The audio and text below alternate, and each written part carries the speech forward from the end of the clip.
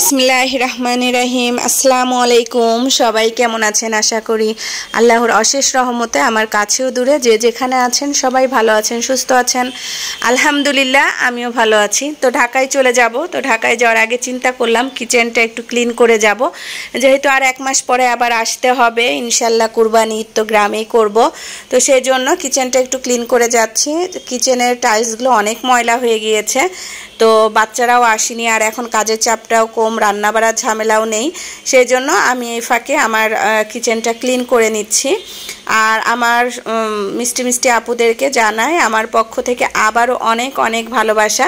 যে সকল আপুরা এখনো আমাকে সাপোর্ট দিচ্ছেন আমার পাশে থাকছেন আমাকে ভালোবাসা দিচ্ছেন তাদেরকে আমার পক্ষ থেকে অনেক অনেক ভালোবাসা।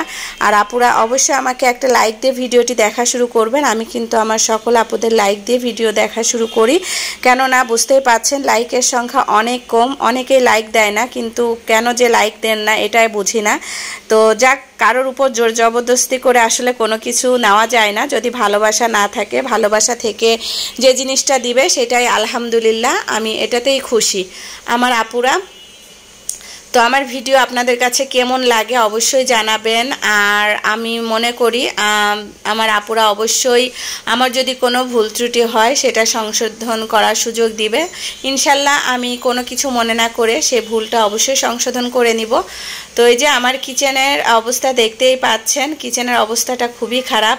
প্রথমে আমি একটা সাবানের যে মাজুনিটা আছে সেটা দিয়ে হালকা মেজে নিয়ে তারপরে যেই হাঁড়ি পাতিল মাজুনিটা আছে ওইটা দিয়ে মেজে নিয়ে পাতলা নরম একটা কাপড় দিয়ে আমি কিচেন ওয়ালটা একটু ক্লিন করে নিচ্ছি। আর কিচেন ওয়ালের সাথে সাথে কিন্তু আমি আমার যে চুলাটা আছে ওটাও ক্লিন করে নিচ্ছি। আর আমি একটু সমস্যার জন্য আমার একটা ভিডিও দিতে একটু দেরি হয়ে গিয়েছে। তো প্লিজ আমার মিষ্টি মিষ্টি আপুরা কিছু মনে করবে না।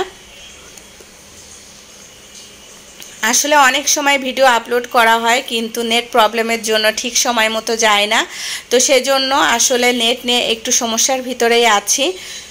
তো এদিকে আমি কিচেন ওয়ালটা ক্লিন করে নিয়েছি। এবার যে কিচেনে আমার চুলাটা আছে সেটাও ক্লিন করে নিচ্ছি। আমার এই চুলাটা কিন্তু অনেক পছন্দের একটা চুলা আরএফএল থেকে চুলাটা নিয়েছি আমার খুবই ভালো লাগে। বিশেষ করে এই মাঝখানের যে সিম্পল ফুলটা এই ফুলটা আমার কাছে খুব ভালো লাগে।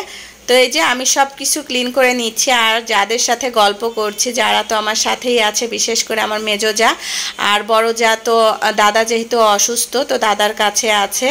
তো আমি ভাবিকে বলেছিলাম যে ভাবি আপনি দাদাকে নিয়ে কিছুদিন আমার এখানে থাকেন যেহেতু গরম পড়েছে। তো দাদা কোনোভাবেই থাকবে না সে তার বাসায় যাবে। আসলে যার যেই ঘর সেটাই আলহামদুলিল্লাহ কুড়ে ঘর হোক আর যেটাই হোক সেটাতেই সে খুশি। তো এদিকে আমি আমার চুলাটা কিন্তু ক্লিন করা হয়ে গিয়েছে এবং কিচেনের যে কর্নারটা সেটাও কিন্তু ক্লিন করে আমি সেই জায়গাটাতে আবার রেখে দিলাম। এই কর্নারের বয়মগুলো আমি ইনশাল্লাহ কুরবানি ঈদে এসে আবার ক্লিন করব। তো এগুলো আর ক্লিন করা হয়নি। আর যেখানে যে জায়গাটায় যে জিনিসগুলো ছিল সেগুলো আবার আমি সাজিয়ে রেখে দিলাম। আর এখন এই চুলার যে স্ট্যান্ডগুলো আছে সেগুলো একটু পরিষ্কার করে ধুয়ে আবার রেখে দিব। তো গ্রামে এসে আসলে প্রচুর ভালো লাগছিল খোলামেলা পরিবেশ আর যেহেতু রান্না বাড়ানে একটু রিল্যাক্সেই ছিলাম। তো এখন আবার সেই কর্মব্যস্ত জীবনে ফিরে যেতে হবে। আসলে 4 দিন ছিলাম গ্রামে আর গ্রামে এসেছিলাম মূলত ভোটের জন্য আর আপনাদের ভাইয়া আমার জন্য আমি একটা জমি কিনেছে সেটা একটু রেজিস্ট্রি করতে এসেছিলাম। তো আমার মিষ্টি মিষ্টি আপুদের সাথে তো আমি সব কিছুই শেয়ার করি সেই জন্যই বললাম যে গ্রামে কেন আমি এসেছি। তো এদিকে আমার যেই থালা বাসনগুলো ছিল সেগুলো ক্লিন করে নিলাম। আর এই বয়েমটা এনেছি ঢাকায় আচার নিয়ে যাব সেই জন্য আচারের জন্য বয়েম লাগবে। আর এই যে প্লেটগুলো খাবার দিয়ে গিয়েছে মেজো যা সে প্লেটগুলো ক্লিন করে নিচ্ছি। ক্লিন করে আবার যার যার প্লেটগুলো তাদেরকে রিটার্ন করে দিব কেননা আসলে আমি এবার আর সেভাবে রান্না করছি না সেজন্য কাউকে কিছু দিতেও পারছিলাম না। তো একদিন নাস্তা খাওয়ানো হয়েছে আর চা খাওয়াই প্রতিদিন আমার যাদের সাথে আমি প্রতিদিন চা খাই একসাথে বসে চা খাই গল্প করি সবাই মিলে অনেক ভালো লাগে কেননা আমার হাতের চা সবাই খেতে খুব পছন্দ করে। তো এখন এই যে টেবিলটা অনেক ময়লা হয়েছে আর টেবিলটা এখন আমি একটু ক্লিন করে নিচ্ছি। তো সুপার এই টেবিলটাও ক্লিন করে সুপার উপরে যে কাভারটা ছিল সেটাও সেট করে নিলাম। তো এই তো আলহামদুলিল্লাহ আমার ঘর বাড়ি পরিষ্কার করা কমপ্লিট হয়ে গিয়েছে। আর যেহেতু বাচ্চা কাচ্চা নেই, ঘর বাড়ি এলোমেলো হওয়ারও কোনো ঝামেলা নেই। আর এই যে আমার ছেলে বাহিরে খেলাধুলা করছে, তো সে আবারও আজকে গোসল করবে তার ভাইয়ের সাথে। তো দুই ভাই মিলে এই যে আবার গোসল করছে, আনন্দ করছে। আর আমার ভাসুরের ছেলেটা অনেক ভালো, সবাই আমার ভাসুরের ছেলের জন্য দোয়া করবেন। আমি কিন্তু আমার সকল আপুদের বাচ্চাদের জন্য দোয়া করি। আমার মনে হয় আমার সকল যে বাচ্চারা আছে সবাই মনে হয় আমার নিজের সন্তান। আর আমার যাদের যে বাচ্চারা ওদের কিন্তু আমি আমার নিজের সন্তানের মতনই দেখি এবং ভালোবাসি। তো ওদের দুষ্টুমি আর গোছল দেখে আবার আমি আমার ঘরে ফিরে আসলাম। তো দেখলাম যে আর কোথাও কোনো কিছু এলোমেলো আছে কি না। তো দেখলাম যে না, সব কিছুই গোছানো আছে। আর বিছানার চাদর কিন্তু এবার আমি চেঞ্জ করিনি, এই চাদরের উপর দিয়েই আমি 4 দিন কাটিয়ে দিলাম। শুধু আমার বেডের চাদরটা চেঞ্জ করেছি। আর এই যে মেজো জায়ের সাথে একটু বিকালে বের হয়েছিলাম। তো বিকালে বের হয়েছি, আমার বড় ভাসুর অসুস্থ, তো বড় ভাসুরের জন্য একটু দেশি মুরগি খুঁজছিলাম।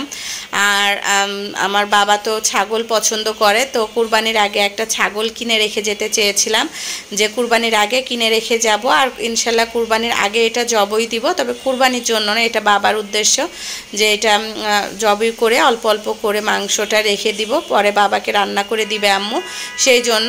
আর কুরবানিতে আমার আব্বু আম্মুকে আমার সাথে ঈদ করায়, আর রোজার ঈদ আমার আব্বু আম্মু ভাইয়াদের সাথে ঈদ করে, দুটোই একটা আমাদের সাথে একটা ভাইয়াদের সাথে করে।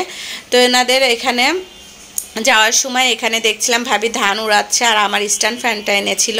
তো বলছে ভাবি স্ট্যান্ড ফ্যানটা দিতে পারলাম না, কালকে দিব। আমি বললাম যে ঠিক আছে ভাবি, আপনার কাজ কমপ্লিট করে তারপর আপনি দিয়ে এসেন, আমি তো শুক্রবারে চলে যাব। তো সেই কথা বলে আমি আবার আমার যাকে নিয়ে চলে গেলাম।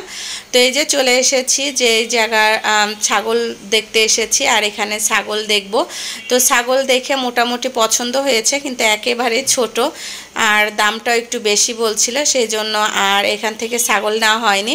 তো উনি বলছিল যে প্রায় 4-5টা ছাগল উনি বিক্রি করবে। তো আমি বলছি যে না, 5টা নিয়ে কী করবো, আমার তো একটা লাগবে। তো সেই জন্য দেখে চলে আসলাম। আর আপনাদের ভাইয়াকে পরবর্তীতে পাঠাবো, ও দেখে যাবে, ওর পছন্দ হলে তাহলে আমরা এই ছাগলটা নিব, না হলে আর নেওয়া হবে না। তো পরবর্তীতে আমার ভাসুর আর আপনাদের ভাইয়াও এসেছিল, এসে বলছে যে তোমার পছন্দ হলে তুমি নিতে পারো। তো আমি বলছি যে না, আমার বেশি একটা পছন্দ হয়নি।